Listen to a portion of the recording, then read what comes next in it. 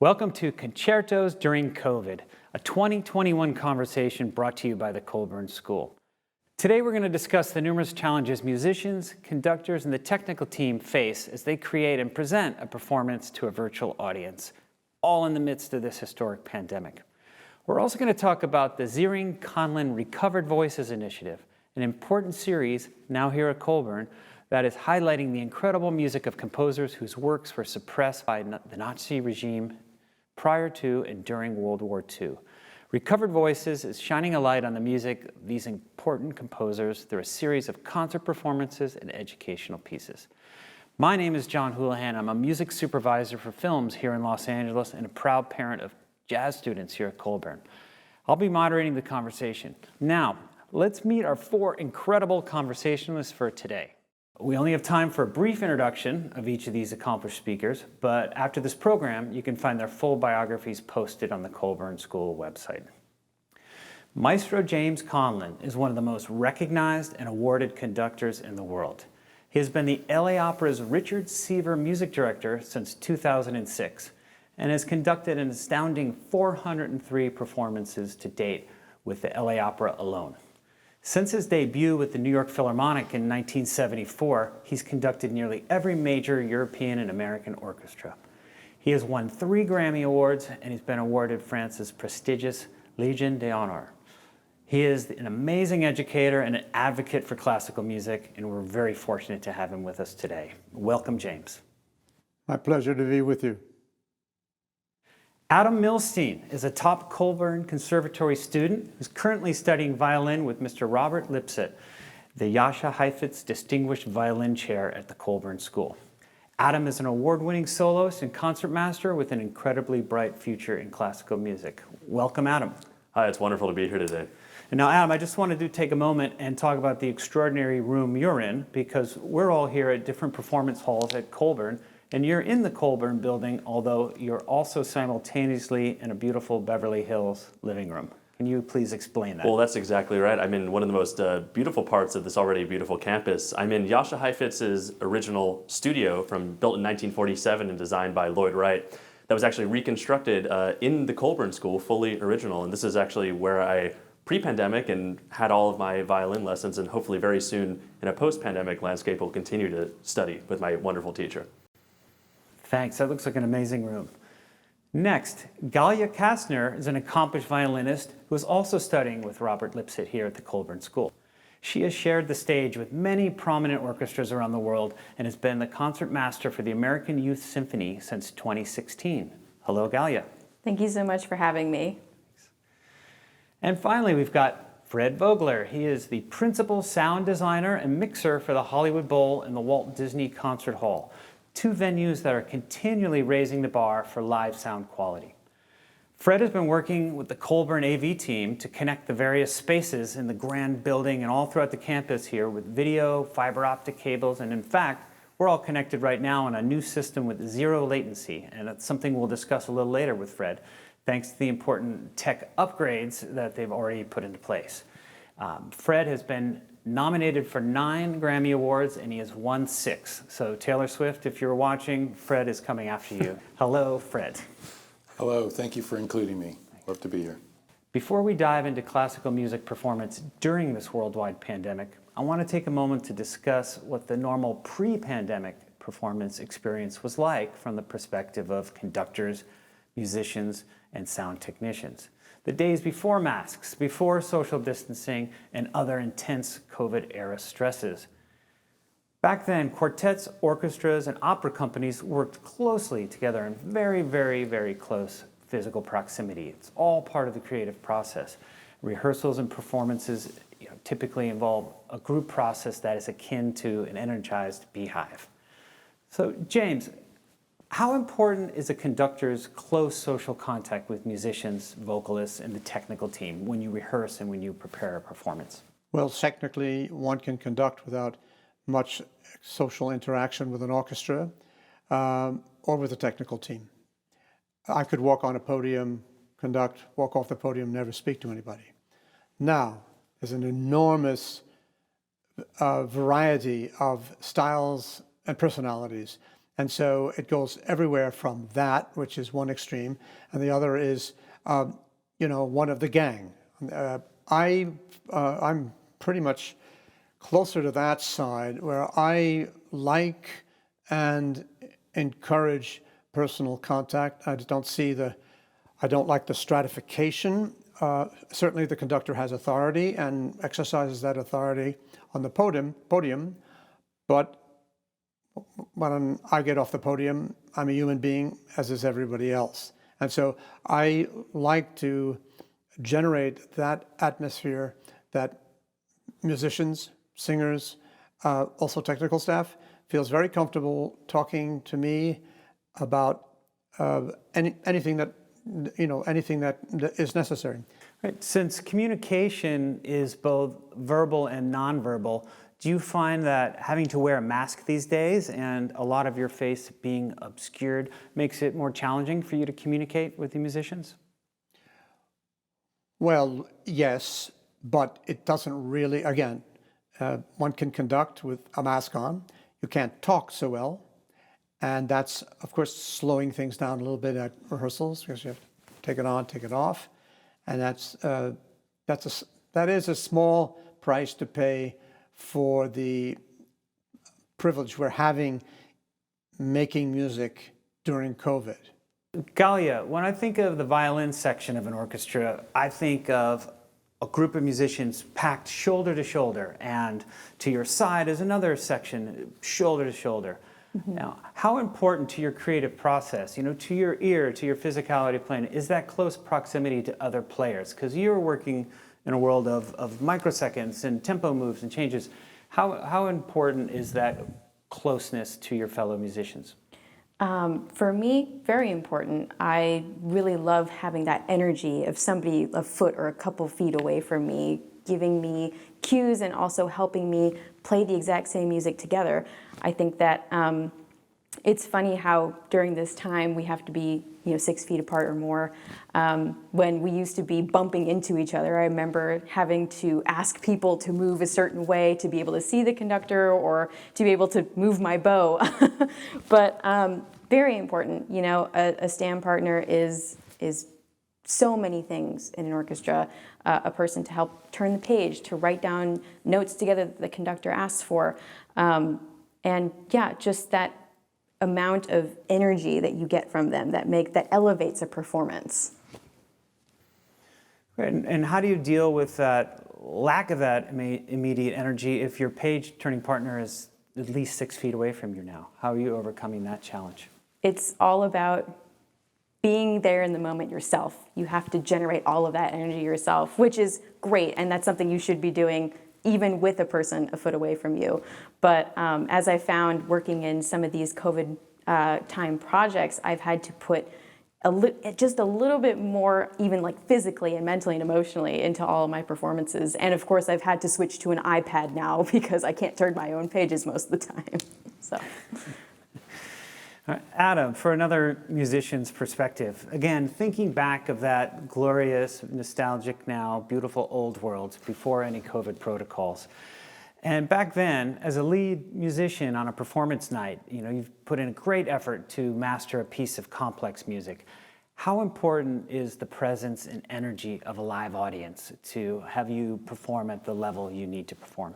Yeah, I think having a live audience is one of the things that I miss the most in this pandemic sort of world, because I definitely personally thrive off of the energy of a packed concert hall, not just for the potential for applause at the end, which is always a lovely thing, but even just when I sit down, I kind of look out in the audience and see everyone there expecting us to perform this beautiful music, and as a gift to them, it really inspires me to play my best, and it heightens everything about my performance, about my focus and my musicality. It's an incredibly, incredibly important part of being a musician. So it's definitely something I've missed tremendously, having that live audience and that incredible amount of energy in a concert hall.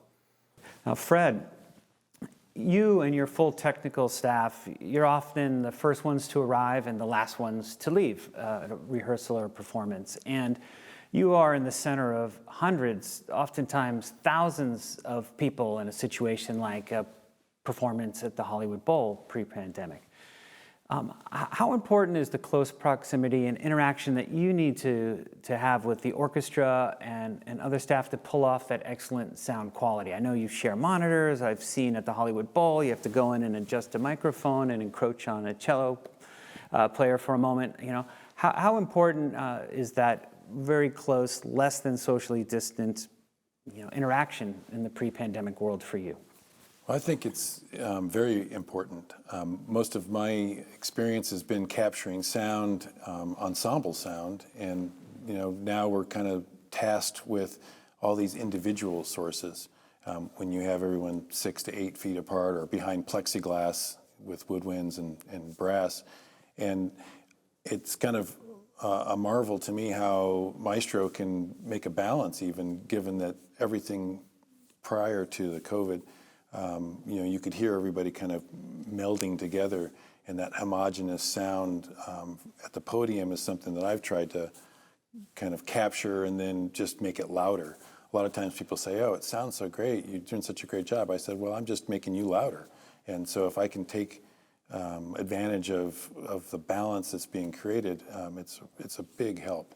I also think access to the musicians is really important. One of the things that we are challenged with and, have been scratching our head about is getting everyone on board with all this extra technology. Before it was trying to convince musicians to wear a mic or have a mic near them, and that was always like, hey, the mic is your friend, embrace the mic. Now we have, confidence monitors, we have lights, we have extra cameras, monitors, acoustic monitors, so there's so much more that everyone has to adapt to. And to the credit, I mean, humans are pretty adaptable and they've really risen to the occasion, and it's funny how fast people have adopted some of this technology. Cool. Adam, have you found that you're now surrounded by stuff, as a musician in the pandemic type performances? Is it a whole different visual experience for you that you're used to? Yeah, I mean, the visual experience definitely, I think the stuff that is the most shocking to me more than anything is the distance I have with my colleagues, that sort of empty space. I know performing with Gallia, our string quartet, it was so surreal.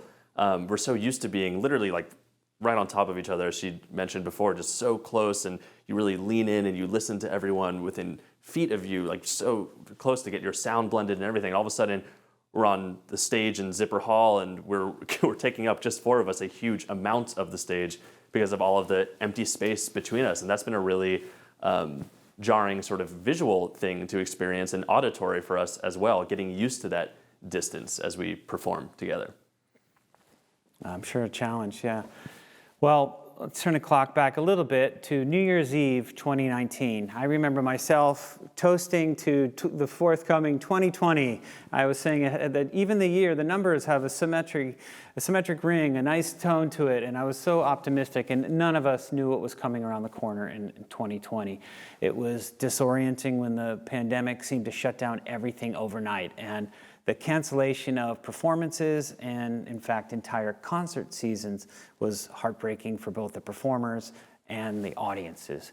And those closures have had a serious financial strain on working musicians, because working musicians need to work. They are professionals. They need to be paid for rehearsals and performances, and if those are canceled, it's an extra stressor. So, but after that initial, shock, the family of Colburn school musicians, conductors, and staff really started rising to the challenge. And in September 2020, Colburn teamed with the LA Opera to deliver the first virtual opera event, and that was The Anonymous Lover, which was composed in the late 18th century by the extraordinary French composer Joseph Boulogne. So, James, if you can tell us, before we talk about the pandemic effect on pulling off a virtual opera, more important is, what's the significance of bringing this nearly forgotten opera back to life for you? Well, not exactly in the context of Recovered Voices, which concentrates on the Nazi suppression of composers. This is a close relative. Chevalier de Saint-Georges was a French black composer who was highly successful at the time, but then whose music and person fell into a sort of anonymity, which is not to make a pun on the name of the opera. And he was, I think, not given his due subsequent to his lifetime. And so, considering that he died at the end of the 18th century, he experienced the French Revolution. His music was very popular, including with Queen Marie Antoinette. An extraordinary musician, an extraordinary personality, multifaceted, talented person. He knew Mozart. I think he met Haydn. So he was an important composer at the time. But perhaps, or maybe not perhaps, of racist attitudes in general, he was ignored after a while and has remained virtually ignored until recently. And we determined that we want to play our part in correcting some of the social injustices and inequalities that we know to be true of our own American history, and to do something about coming to terms with that and correcting that. Saint-Georges was born in Guadeloupe, so he was born in the so-called New World, and is a composer who wrote absolutely beautiful music. And it would be, in certain cases, you would hardly be able to distinguish it between early Mozart or early Haydn. So this was, that's what generated this particular choice as we looked for an opera that we could perform successfully under the COVID conditions. Maestro Conlon, can you please tell us about the extraordinary initiative Recovered Voices, which I know that you're a central part of? The term Recovered Voices, which I coined and we coined at Los Angeles Opera, is to describe a whole group of composers, a generation or generation and a half of composers who were suppressed by the Nazis in the Nazi regime. I was very happy to be able to collaborate with the Colburn School and bring that concept to them, and we could develop it together. So through the generosity of our wonderful patron, Marilyn Searing, we formed what we call the Searing-Conlon Initiative. I'm very proud when I see young people taking on the mission, because that is a great deal of my purpose, to inspire others to first to hear this music and hopefully to love it. Adam, you've done it. Gallia, you've done it, and you make my heart glow, because you're exactly what I hoped to inspire, and you are two wonderful examples of that. Yeah, Adam and I were speaking. I know that Schulhoff was part of your initiative to bring his music back and be properly celebrated. Schulhoff music's become extremely important to you, Adam. Can you tell us about your journey? Definitely. I was first exposed to Erwin Schulhoff as a result of the Searing-Conlon Initiative for Recovered Voices, and I heard some of his music being performed as a conservatory student here by some of my other colleagues, and that's when his name first kind of came up on my radar. And I spent a lot of time at the beginning of the pandemic sort of pouring through the Orell Foundation website, which is a tremendous resource of articles and biographies and a list of these recovered voices composers, and it provides access to their music as well. And that led me down this rabbit hole of pure Schulhoff obsession, because Schulhoff really is an incredibly dynamic composer who I think really deserves to be recognized as one of the great masters of the 20th century. He had such a versatile and dynamic output, compositionally speaking, of genres. He was influenced by the Dada art movement. He had music that was Dada influenced, and you have he was a wonderful improviser and jazz pianist as well, so he wrote these wonderful jazz influenced works, and then even later in his life went into sort of a socialist realist style of composition. And he's very rare in the sense that as a performer, he's not only really exciting to listen to, but also to perform due to this sort of dynamic writing style. So even in his violin sonata, he covers the range of compositional exciting styles. You have really slow, beautiful melodic lines like this.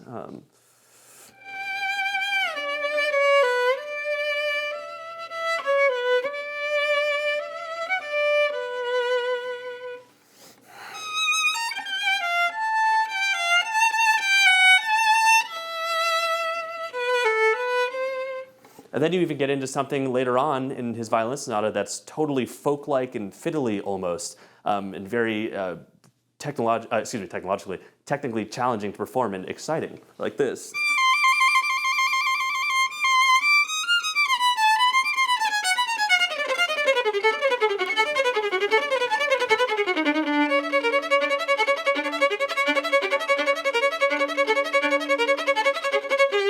So he just, really covers the gamut of music. It's just such an exciting thing to play as a musician.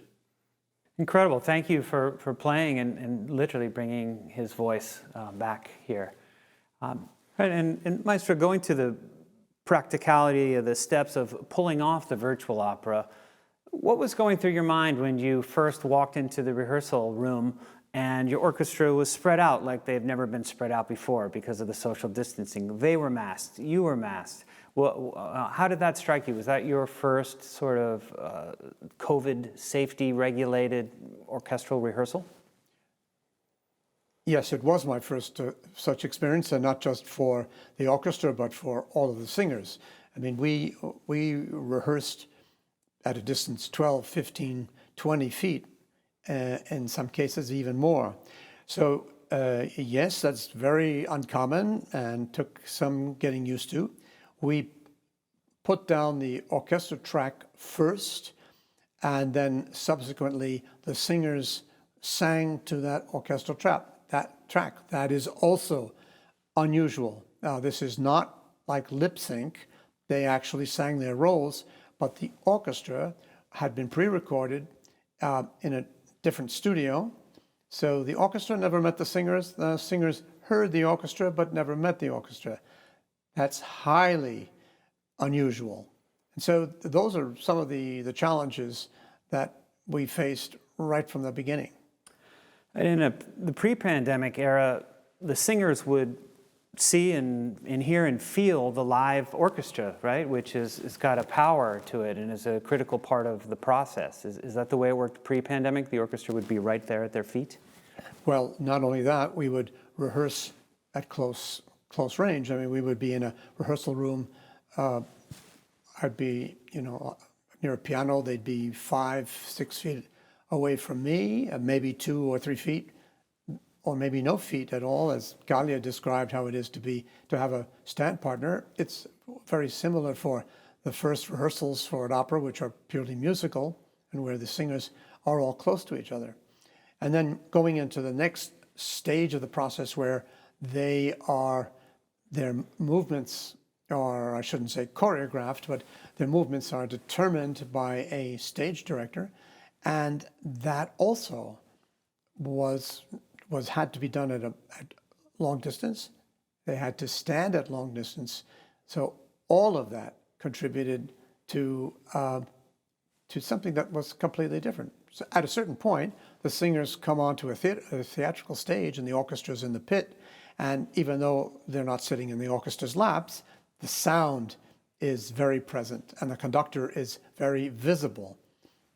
All those elements had to be revisited, recording and taping and filming for COVID. And the singers, all they had is the orchestra collapsed into an ear monitor, if I'm correct, right? That's correct. Now, Fred, you've recorded plenty of orchestras in your career, hence the multiple Grammys. But this was one where you had to deal with the COVID safety manager and a lot of regulations. How did you record a full orchestra safely in this stressful COVID minefield? Well, fortunately, the audiovisual team here at the school is very adept at miking, because we had to put a lot of mics out. And it was one of those things that, again, the ensemble balance was a combination of some room mics, some area mics, but then a lot of individuals, and that is unusual. My preference, as I said before, is to have as much sound, put together at the podium, and then we capture that and use that.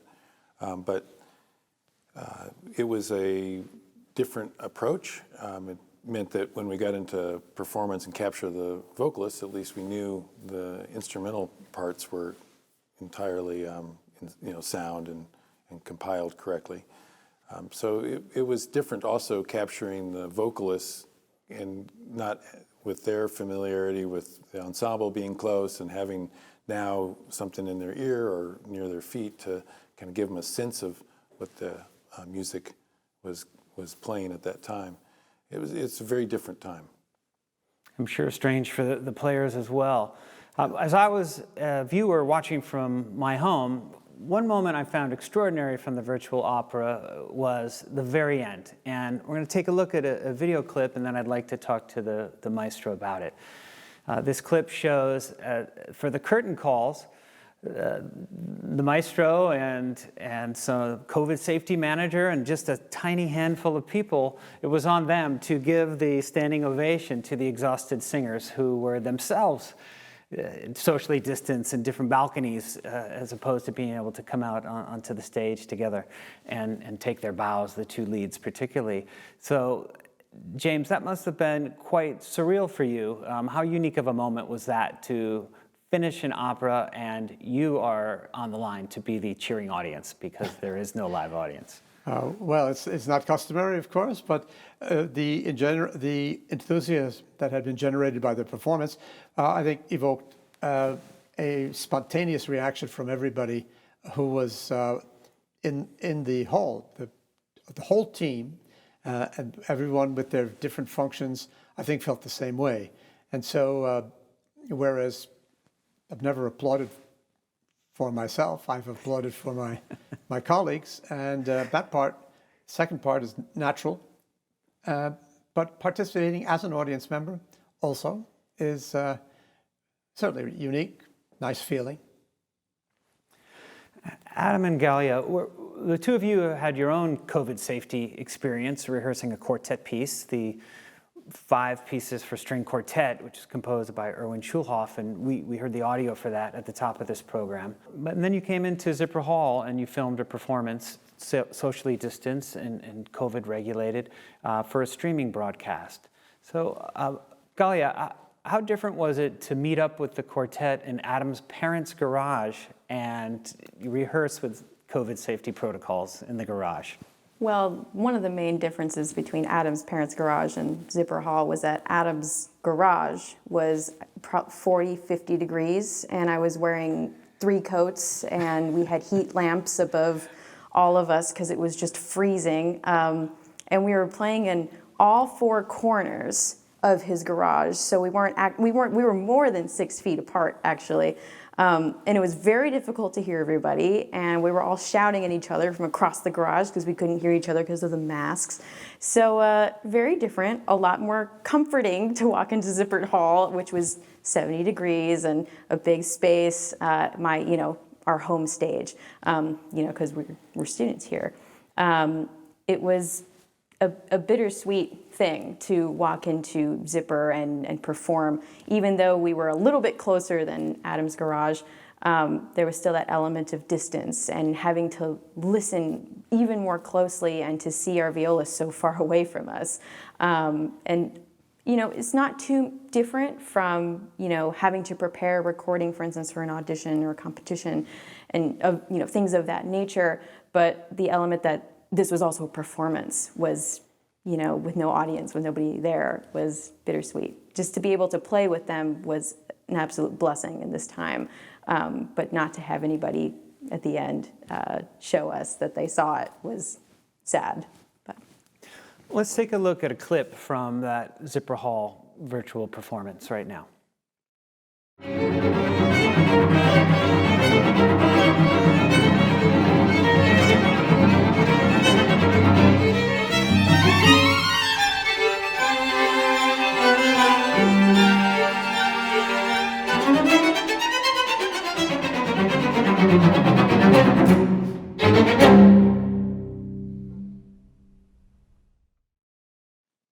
That was amazing. Now, Adam, the choice of your parents' garage was inspired and seemed to work because the performance night went off very well. How did you come up with the garage idea for rehearsal?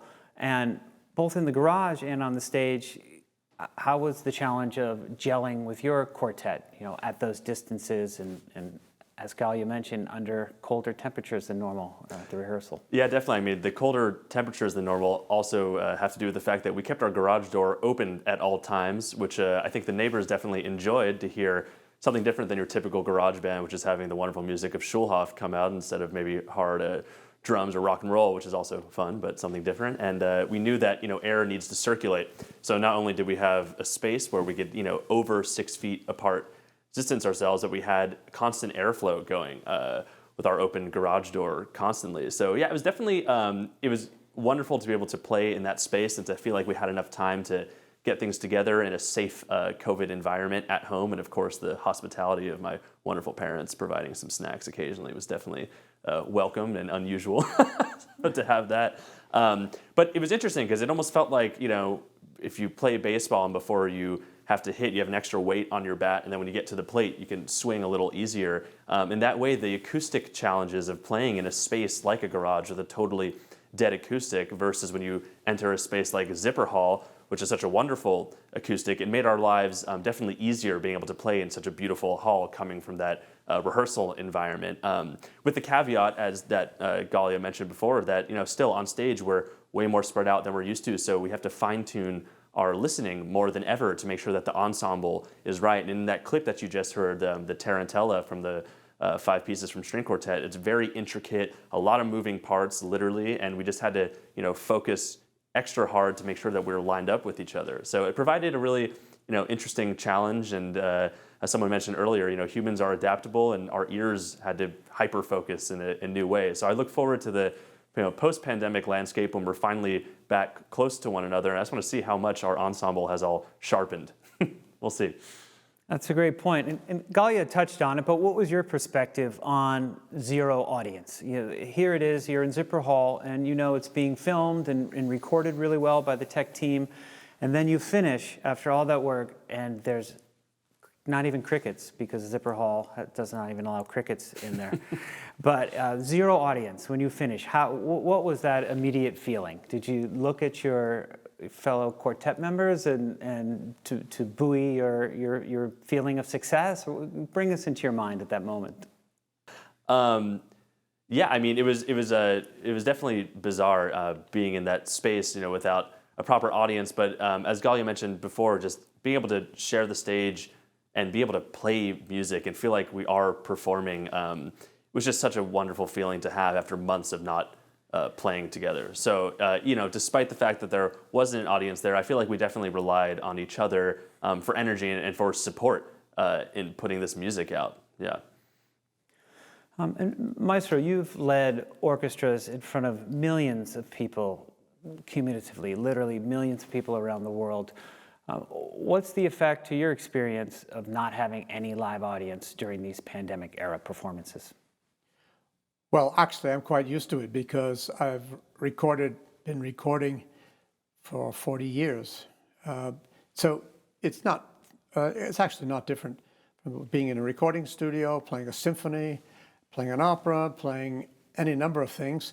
And at the end, that's the end. There is no audience. There's nobody there to clap. So it sounds like you simply shifted your mindset. You said, I'm not doing a live concert performance here. I'm creating a recording, an audio-visual recording. And you had more of a recording studio mindset. Is that accurate to say? Well, yes, but I always conduct it as if it were live. In other words, you make live music. You don't phone it in. It has to have the same amount of commitment, intellectual commitment, energy, heart, all the elements. It has to go into a recording because it's going to have to actually jump over the fact that people are going to see it or hear it from the distance of half the world, or they're going to hear it through media. They're not going to hear it live, but you want it to feel live. Great. And Fred, I would imagine for you, there's almost a silver lining of when it comes to quality recording and not having anybody drop a purse on the ground. I remember being in your beautiful Disney Hall, and the orchestra got very quiet in a very calm passage, and somebody had a bit of a sneezing fit, you know, in the seats behind the stage. So in some ways, has your life become a little easier, Fred, with no live audience? Well, without the audience, of course, we can get cleaner takes, and musically, there's some gains and losses. My concern is that musicians tend to take chances in front of an audience that they might not take, you know, in a recording. It really depends on the person. I've seen them kind of go for it in a live setting, whether they were just caught up in the, you know, the circumstances or what. But in a recording, there's a lot of, you know, I want to make sure I'm covered, and then sometimes they will take that chance. But I kind of miss having the excitement of the audience's rapture and paying attention and being kind of mesmerized by what's happening. And I think that that's a valuable part of anybody's performance. I've seen singers in particular with LA Opera and stuff that, you know, if they don't hear applause after an aria, you know, it could be kind of devastating for the rest of the performance. You know, they want to know that, yeah, they're connecting. So it's a win and loss, but it's like Maestro said, you know, I've done a lot of recordings, so I'm used to not hearing a reaction at the end, but I also want to make sure that there's a full commitment and get the musicians to rise to the highest level. And I would say even without an audience around, you all as performers and as sound mixers and the tech team, I want to commend you. I think it takes a bit of bravery, you know, to leave your house and go out into a pandemic. And I'm sure probably on the news radio as you're driving there, you're hearing about the latest surge in LA County. And you know, it's personal health risk that you're assuming in order to bring music to people, even in a virtual way. And Maestro Conlon, how important do you think it is to continue to bring music to people, bring that soul replenishing art to an audience, even if they're a virtual audience? Well, first of all, I want to say that we observed very strictly all of the protocol that was necessary. And now that said, we have to provide to people in their homes music that they cannot go out of their homes to hear and they might ordinarily have. I think music is always important. I believe in the spiritual power of music. I believe particularly in the spiritual power of classical music as a renewable source that can be appreciated over and over again in the course of a lifetime. And so for people who are already fans of classical music, it's very important for me to feel that I can reach them through all of these technological advances. And for people who have not yet discovered classical music for themselves, I see it as an opportunity. Here's a chance. Maybe you can reach people who haven't heard classical music, who may have a fear of it, who may have preconceptions. You have to dress a certain way, you have to be snobby a certain way. All those things are not true. And I welcome the opportunity to go directly into people's homes and share all of what we have to share. Yeah, I read in the LA Times last year, the year before, pre-pandemic this was, and it was just an article about how the experience of going to a live concert for somebody, literally, it can extend their life by 2 weeks. And I found that very easy to believe. I see that, and you just spoke to the power of the experience. So they have yet to study the virtual concert, but maybe a virtual concert gives you 5 days extended on your life. We'll see. The scientists will have to get back to us on that one. Yeah, it's something that, you know, has come up with colleagues recently is how fundamental music is to humanity, and it's a real fabric of society. And I don't want people to think that, you know, culture isn't essential to our existence. And I'm so excited to reopen or to bring back more of that performance. And we're talking about performance in theater and music halls, and a wide range. So it is part of the future, and it is a necessity of our existence here. Indeed. Fred's collaboration with Francesco and the AV staff here at Colburn has already resulted in a lot of serious technical upgrades on campus. And we've talked about some of the big things, like the Anonymous Lover virtual opera and the Conservatory quartet doing a special performance. But Fred, can you tell us about some of the more daily use, implications of having this great technology here at Colburn now? Well, I think that technology, of course, is here to stay. The pandemic really accelerated sort of adopting it into more of our concerts, our streaming events, the instruction events. Everybody's been doing, distant lessons and a lot of interactions with other musical folks, and the technology has become faster with its responses. So you don't have a latency, which you talked about earlier, which is just an inherent delay based on the processing within a component. So we've had to find components that are low latency and give immediate sound and visual aid back and forth. And I think that, going forward, it's likely that a lot of learning will still be from a distance, and there will be a variety of new streaming projects. I look forward to doing more events, kind of like what we're doing only with musicians and dancers, where we have people in different venues on campus. We've wired the campus with fiber and data lines. And it would be fun to do simultaneous events where dance is in one and singers are in another, or a chorus or something, and then instrumentalists are in a third, and they're all playing together and reacting off each other live.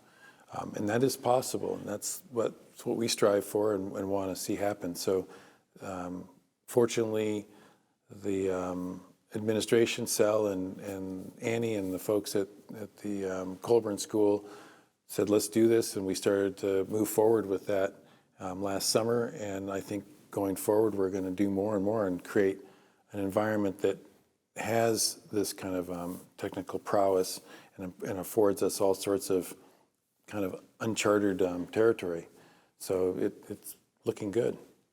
Yeah, when I think of latency issues by definition, I think of something that happened to me just a couple days ago on a family Zoom call where everybody's going through different computers, everybody's connected in different locations and some across country, and you go to sing happy birthday for somebody and it's a disaster. It's just all over the place. It's impossible. So based on the fiber optics and the upgrades you're doing to Colburn, will ensembles be able to play where the brass can be in the woodwinds can be safely in a bigger space and the strings can be together with masks in a smaller place? Is that part of the idea of solving the issue? That is exactly what we're going for.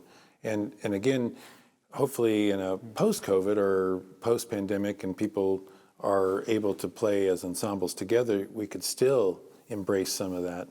I was speaking with Adam earlier about younger audiences and technology, and I think that it's kind of fun to think forward and attract maybe a youthful approach towards the way you put on a performance, so more video or more kind of things that maybe you wouldn't do in a more traditional form, but we have the technology and we have this impetus to push forward with it.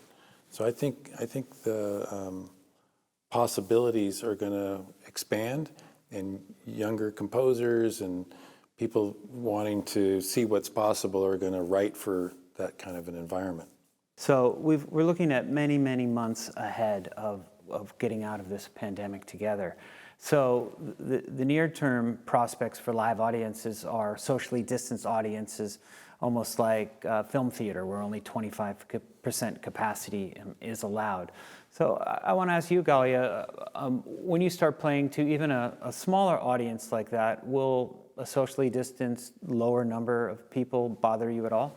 When coronavirus started becoming a thing and we were all sent home, it was the first time I watched auditions, concerts, just all of my future engagements just knocked down in 3 days. Like everything was wiped for months.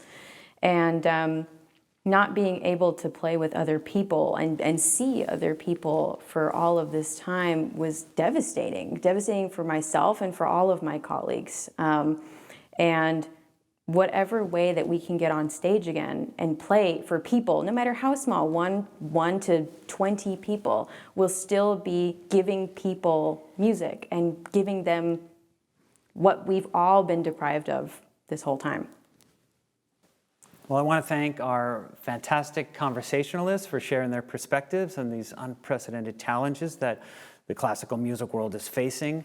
And I also want to commend the people and the staff at the Colburn School who are working diligently and using creativity to get these vibrant new music performances to people where they have to be safely in their homes.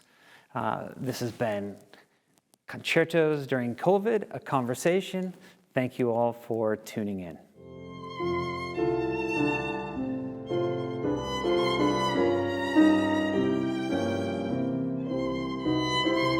Watch your email inbox for the summer release of Colburn's new Recovered Voices 6-part miniseries featuring the numerous new Schulhoff recordings produced during COVID. Your contributions make the livelihood of our artists and these recordings possible. To learn more, visit colburnschool.edu/philanthropy.